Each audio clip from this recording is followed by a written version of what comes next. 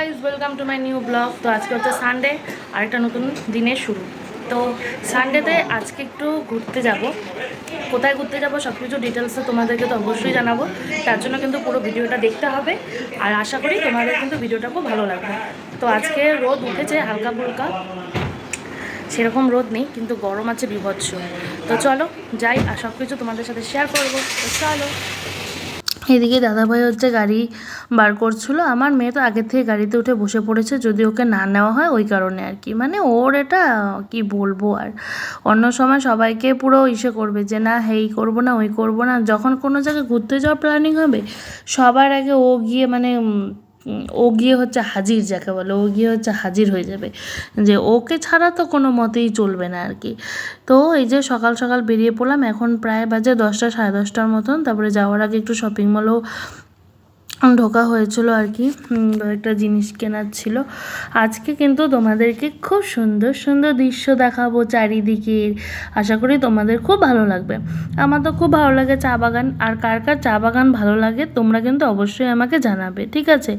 ডুয়ার্সে থাকার একটাই কিন্তু মজা, চারিদিক সবুজে ঘেরা, আর একটু ঘুরতে যাওয়ার ব্যাপার হলেই এই পাহাড় এই চা বাগান, সত্যি সব কিছু মিলিয়ে যেন বেশ একটা সুন্দর জায়গা। তারপর আজকে চা বাগান দেখাবো, একটু জঙ্গল দেখাবো, আর এই যে এত সুন্দর আকাশটা দেখাবো তোমাদেরকে। তো আজকের ব্লগটা কিন্তু খুবই খুবই ভালো হতে চলেছে। অনেক দিন পর বাড়ির থেকে একটু বের হলাম, বেশ ভালো লাগছে। তো এক ফোঁটাও কিন্তু ভাবতে পারিনি যে আজকে বের হব, কিন্তু যাই হোক, ওই যে বলে না যে এখানে যাওয়ার সেখানে তুমি যাবেই, সেটা তুমি আগে ভাবনা চিন্তা করলেও যাবে আর না করলেও যাবে, ব্যাপারটা হয়তো সেরকমই। তো আজকে কিন্তু সেরকম কোনো প্ল্যানিং ছিল না যে আগের থেকে যে যাব, কিন্তু হুট করেই আজকে যাচ্ছি। আর কার কার বাড়ি গয়ারকাটাতে অবশ্যই কিন্তু কমেন্ট করে জানাবে। গয়ারকাটার কোনো ফলোয়ার্স থাকলে যদি দেখে থাকো ভিডিওটা, আমার বেশ ভালো লাগবে। এদিকে দেখো কত সবুজ সবুজ সবুজ, খালি চা বাগান আর চা বাগান। আমার না বেশ ভালো লাগে, আর এখন থেকে না, আমার ছোটোবেলার থেকেই চা বাগান খুব ভালো লাগে। আর মালবাজারের আশেপাশে তো জানোই কত চা বাগান আছে, তাই না? আমার বেশ ভালো লাগে। তো এখানে আসছি আমরা ঘুরতে, এটা হচ্ছে গয়ারকাটার ভেতরে আর কি। আমি ঠিক জায়গাটা লোকেশনটার নাম জানি না। তো বেশ ভালোই হাওয়া দিচ্ছে, ফরেস্ট, নদীও আছে, সুন্দর জায়গাটা। এখানে আর কি কয়টা রিলস বানানো হলো আর কি। তো এখন আর টাইম নেই, আবার জমি যেতে লাগবে। আবার একটু মানে ওই যে আমার ননদের বরের বাগানে আর কি যাবো, মানে ছোটনদা ডাকি, তো ওখানে যাব আর কি ঘুরতে। তো ওখানেই ঘুরতে যাওয়ার আর কি মেন ইসে। তো এদিকে দেখো আরেকজন আমার টুকটুকিটা এদিক ওইদিক ঘুরে বেড়াচ্ছে, এই যে টুকটুকিটা।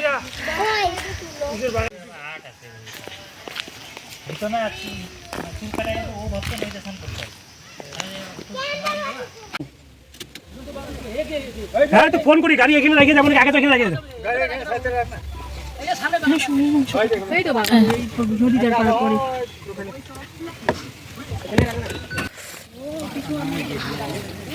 এই দেখো জায়গাটা কি সুন্দর না, বাঁশবাগানের হাওয়া।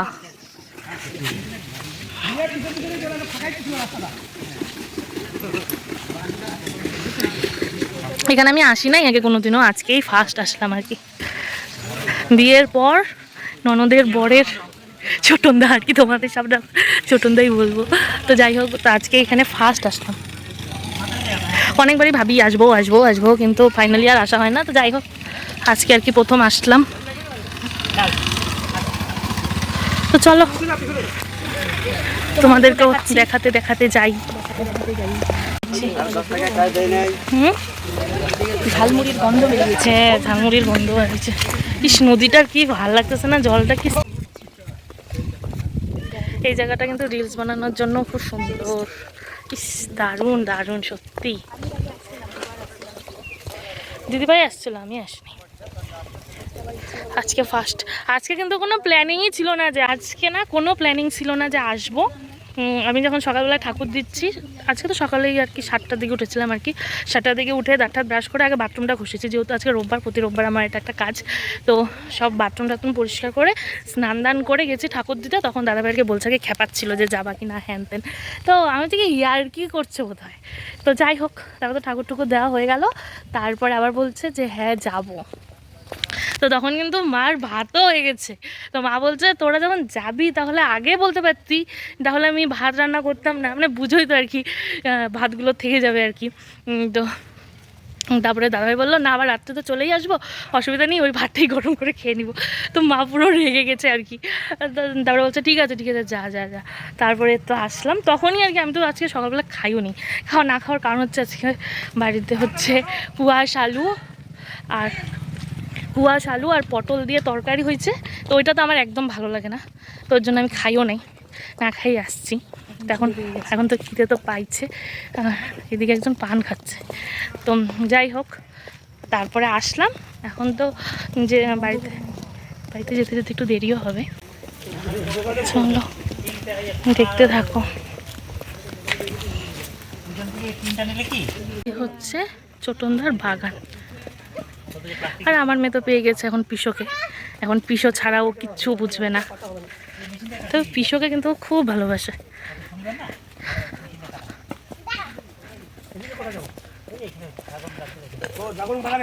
চলো, তো আজকে দেখবো হচ্ছে আমরা ড্রাগন ফ্রুটসের গাছ। তো তোমরা তো এমনি দেখেইছো যে আমরা ড্রাগন ফ্রুটস খেয়েছি বাড়ির, যেগুলো আর কি ভিডিও তো দিয়েছিলাম। তো আজকে আর কি যাচ্ছি। দেখো এখানে কিন্তু একদম জায়গাই নেই, একদম সরু গলি।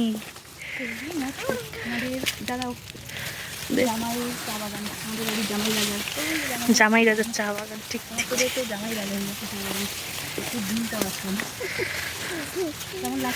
দেখো দেখো সবাই দেখতে থাকো। আমার কি খিদা পাইছে শ্রেয়া, আমার তো সেই খিদা পাইছে।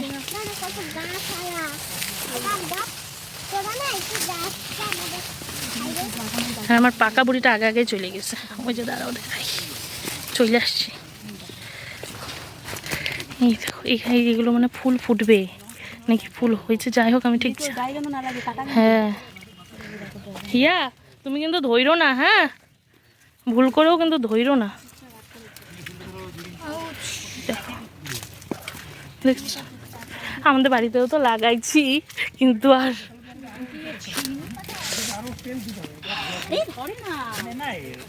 দেখো বন্ধু, আমি উত্তরবঙ্গবাসী, আমি অত খেয়েছি দিয়েছি করে কথা বলতে পারি না। তোমরা তো জানোই আমার ভিডিওতে দেখো আমরা খাইছি দিয়েছি করে। এই দেখো ওটা মানে ফুল ফুটছিল আর কি। এই দেখো ফুলটা, আরেকটা সব ফুল, এগুলো ফুল এখান থেকে মনে পড়ে ড্রাগন ফ্রুট। নট শিওর, না শিওর। শ্রেয়া নিচে তাকায় তাকায় আসো, দেখো এই দেখো এই দেখো ফুলগুলো।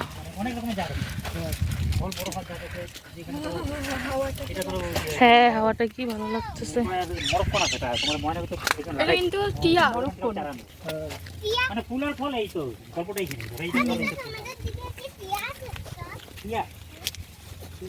দেখুন ফুলগুলো কিন্তু দেখতে খুব সুন্দর হয়। রাস্তা করার জন্য গাছের গোড়াগুলো কাটিয়ে দেবে, এই যে গোড়াগুলো এই চা গাছেরই গোড়া মনে না, এইখানে যে কটা ফল আছে এই যে গোড়াগুলো এগুলো হচ্ছে গোড়া। এগুলো এখন কাটছে কেন, এই যে তাহলে ড্রাগন ফলের এই যে গাছগুলোর দিকে যাওয়া যাবে ওই জন্য। এখানে যে সার দিছিলাম তো, শ্রেয়া দেখো এখানে কিন্তু পুরো পিছলা দিল এক খোঁচা আমাকে।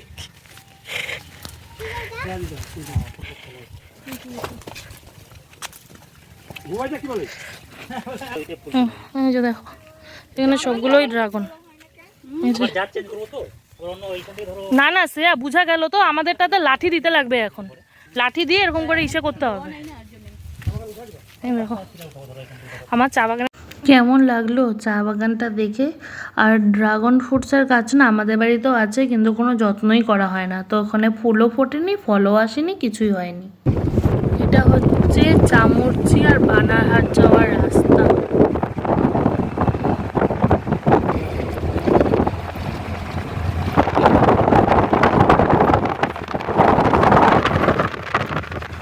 আসছি হচ্ছে বিন্নাগুড়িতে আসার কারণ হচ্ছে গম নেওয়ার জন্য, পাখির খাবার আর কি।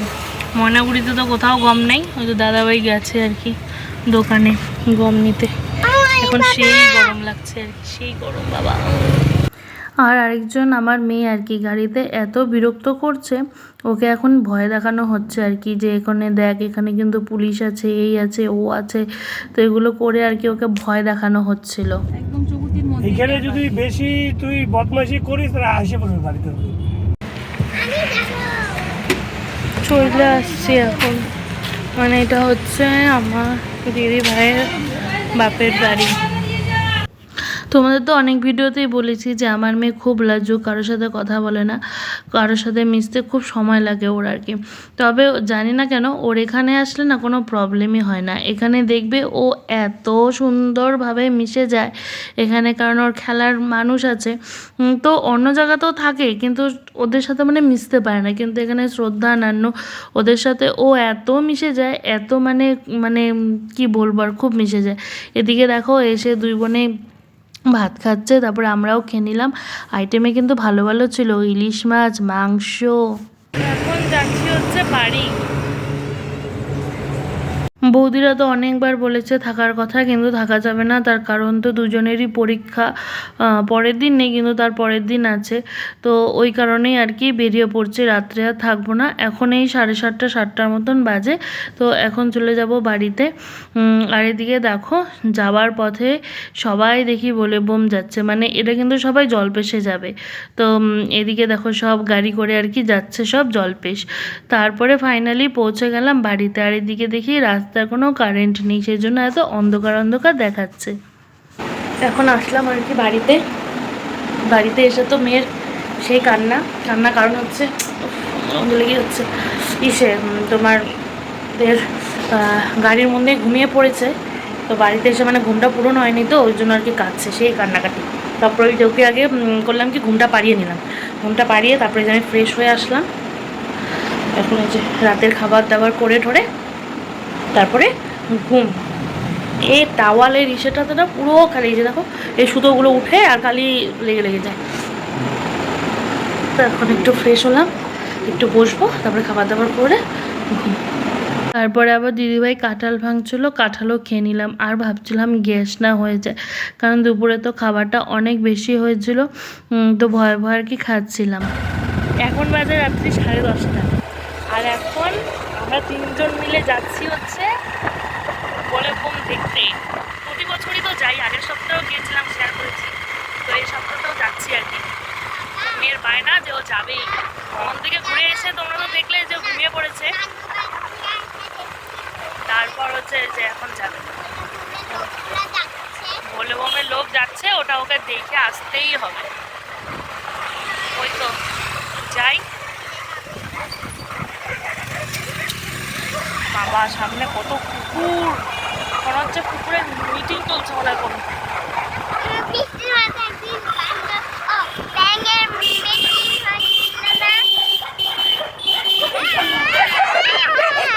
তারপর এই যে দেখো কি ভিড়, বাবা রে বাবা, মানে এটা তো 3য় সপ্তাহ ছিল, সেই কারণেই আর কি প্রচুর ভিড় হয়েছে। তো আর রাতও তো হয়েছিল, মানে 10:30টার দিকে তোমাদেরকে বললাম বাড়ির থেকেই বের হয়েছি। তো আসতে তো মিনিমাম 15 মিনিট লেগেছে, তার কারণ মাঝখানে তেল ভরেছে গাড়িতে আর কি, ওখানে আরও ধরো 5 মিনিটের মতন গেছে। তো এখন এই 11:15টার মতন বাজে। আর দেখেছো কি ভিড়, আর সত্যি দেখতে এত ভালো লাগে না, প্রতি বছরই আসি।